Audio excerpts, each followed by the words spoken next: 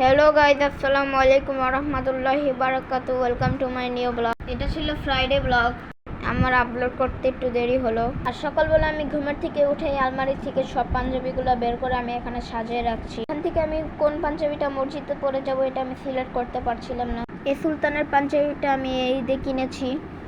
এখান থেকে তোমরাই সিলেক্ট করে আমি কোন পাঞ্জাবিটা পরে যাব আমার কমেন্ট বক্সে বলে যেও। আর প্রতি শুক্রবারে আমার এই ঝামেলায় পড়তে হয় কোন পাঞ্জাবি রেখে কোন পাঞ্জাবি পরবো। আমার পাঞ্জাবিগুলো যদি সুন্দর লাগে তোমাদের কাছে তাহলে আমার কমেন্ট বক্সে জানিয়ে যাবা।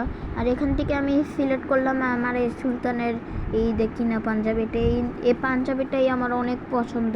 আর এই সুলতানের পাঞ্জাবি কিন্তু এবার অনেক ভাইরাল হয়েছে। আমাদের বাসার সবাই কিনছে, আমার ভাইয়া কিনছে, আমার বাবা কিনছে। আর এই পাঞ্জাবিটার দাম কত হবে তোমরা কমেন্ট বক্সে জানিয়ে যাও। আমি তো এই পাঞ্জাবির দাম বলবো না, তোমরা কমেন্ট বক্সে জানিয়ে যাবা। এখন আমি বাথরুম থেকে গোসল করে বের হয়ে এটা পরলাম। এই পাঞ্জাবিটা পরেই এখন আমি চলে যাব মসজিদে। মসজিদ আমাদের বাসার থেকে একটুখানি দূর।